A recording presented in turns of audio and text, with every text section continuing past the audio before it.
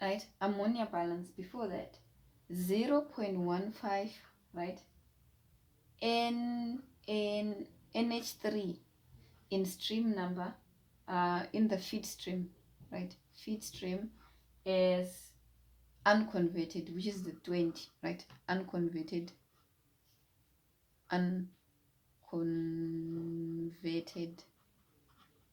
ammonia. Why am I saying so? Ammonia is made in reactor number 1, and then it goes to reactor number 2, right? Fine. This means that what is happening here? We can do this. We can calculate how much ammonia we have in stream number 6, right? Or rather, something that will lead us there. So it's going to be NH3, right, in the feed stream, which is stream number 6, will be equals to 20 divided by 0.15, right? And if you put this in a calculator, you get 133.33 mole per hour.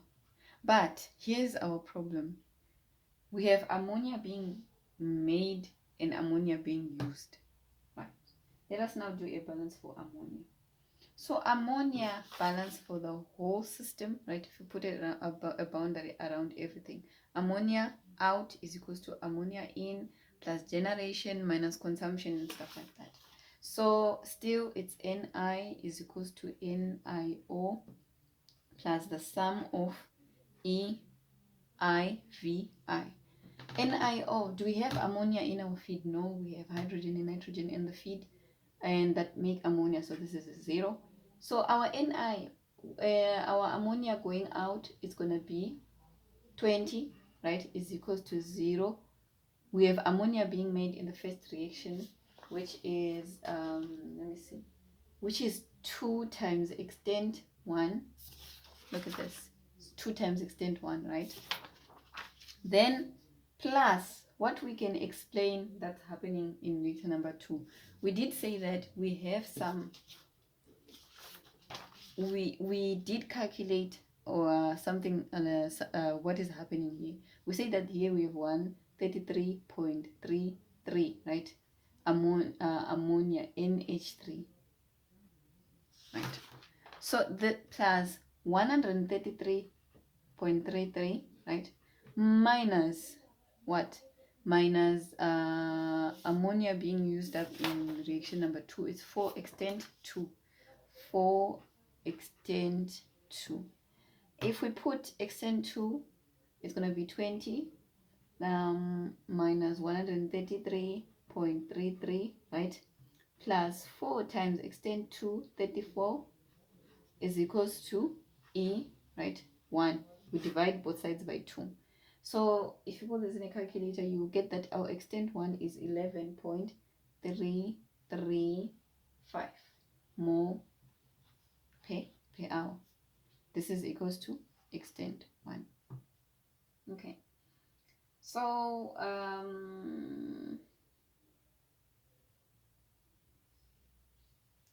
we can now go to our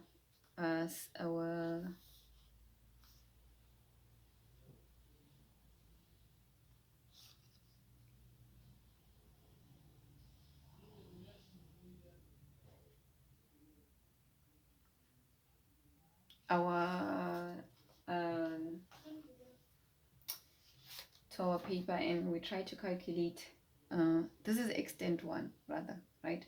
Now we need to determine how much N2 we have. They told us we have 45% conversion of N2. So here's what's happening. First of all, we can calculate, they told us nitrogen, right, in a reaction 1. Nitrogen N2 conversion is equals to 45%. And what does that mean? According to our reaction, it's 1 times extent 1 divided by our N2 feed is equal to 0.45. So it's extent 1 over n2 feed is equals to 0.45, right? We know extent 1, we don't know this. So it's going to be extent 1 over 0.45, which is equals to 11.335 divided by 0.45 is equals to n2 in the feed. Okay. So this will be, put this in a calculator, you get a feed of 25.18 mole per hour.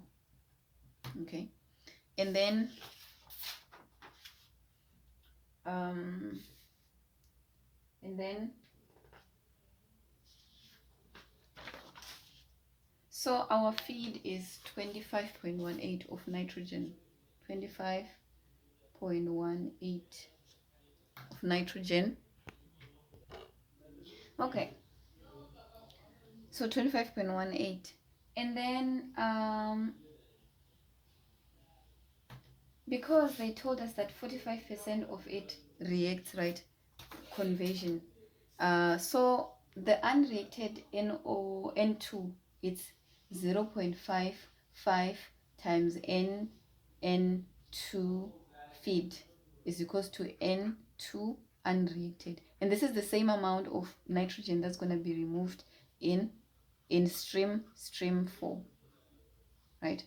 So this is equals to 0.55, right, times the 25.18 that we got, and we get that the amount of unreacted nitrogen is equals to 13.849 mole per hour. So this is approximately a 13.8, let's say 85, because I can't write it. And in stream, so this is what we have, the amount of nitrogen that's not converted in stream number 3, right? And this is the same amount of nitrogen that we'll find here. It's also 13.85. As for hydrogen, right, there's a 45% conversion similarly. But when it comes to what is happening with hydrogen, if we take our equation, they tell us that hydrogen is 3 times extent 1, right, over H2 feed is equals to the amount of hydrogen converted, which is equals to 45%. So it's going to be stoichiometric conversion, and stoichiometric requirements are basically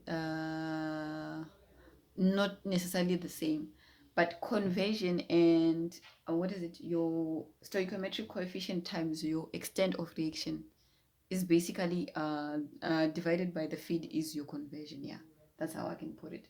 So it's 3E1 over NH2, right, feed should be equal to 0.45. If we try to solve for NH2 feed, it's going to be 3 times E1 divided by 0.45, which is our E1, we got that as 3 times 11.335, right, divided by 0.45. You get a feed of 75.56 mole per hour. Okay, so this is how much hydrogen is entering in stream number 1.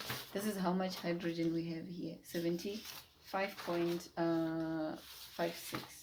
We write that in stream number 2 we have 75.56.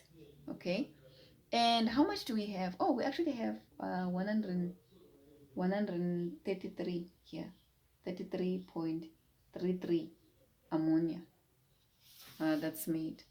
The same ammonia that exited here will be the same ammonia that's in stream number 3.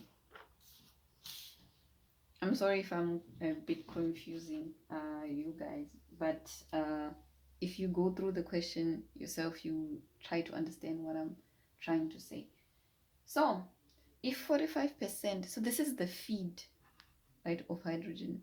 If 45% of this reacted, 55% didn't react. So unreacted H2 is equals to 0.55 times our feed, which is equals to 75.56. Right, you put this in a calculator, you get that our unreacted feed is 41.556 mole per hour. Now everything is almost accounted for. So you get your 41.56, right? That's coming out here at stream number 3, and it's gonna come out at stream number 5. So it's gonna be 41.56. And NO, the NO in, if our NO in stream number this is stream number 13, right, is 136. In stream number 11 it's also 136. And in stream number number 13. So this it's the same in 11 and in stream number 8.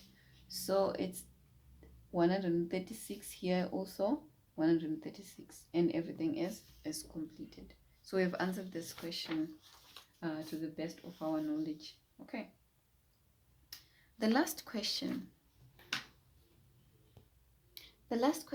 is the chloramination process of water, putting chlorine in water. Okay, so for this question, water purification and disinfection is essential. According to the Rand Water, secondary disinfection of water is achieved by a process of chloramination, a process which utilizes water, a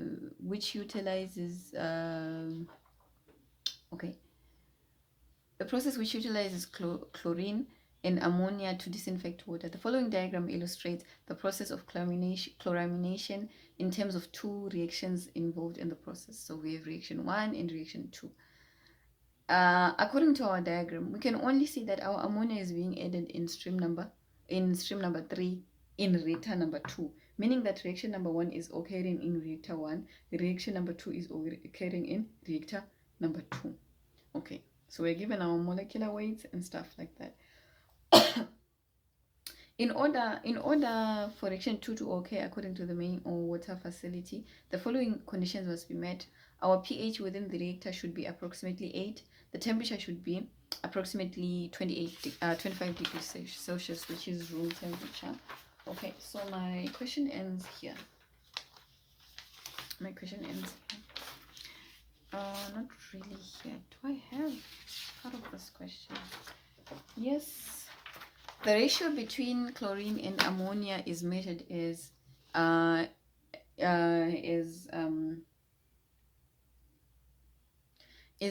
measured as N nitrogen from NH3 to N should be 5:1. It is assumed that all the components in the above stream are in liquid phase. Justify the ratio of chlorine to ammonia in the chloramination process.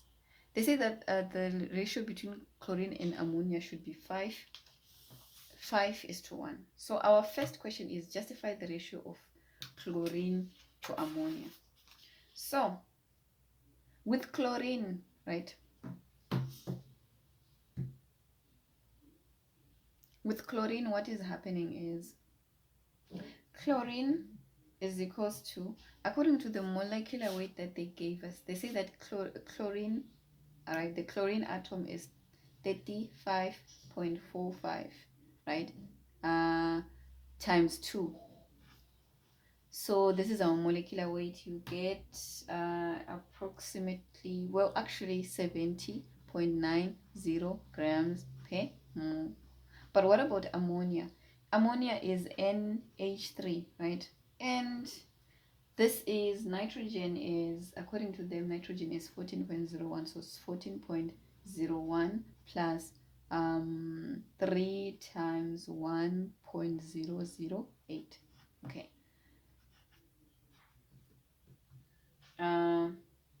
If we put this in a calculator, we get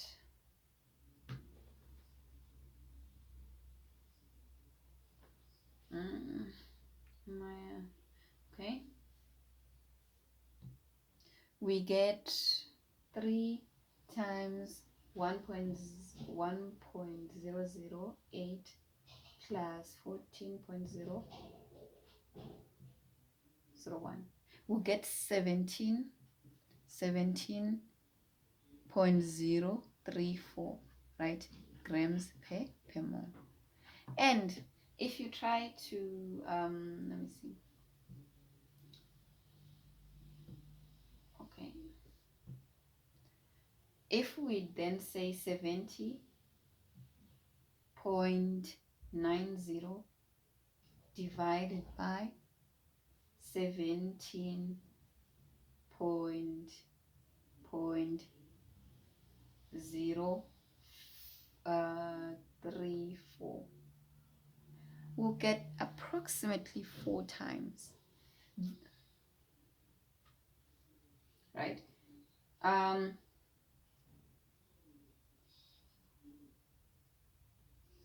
So if we divide the molar mass of chlorine with the molar mass of, we'll get 4 point something something something, which is approximately 5, which means that in terms of moles we should have really 5 times as much of chlorine as opposed to ammonia.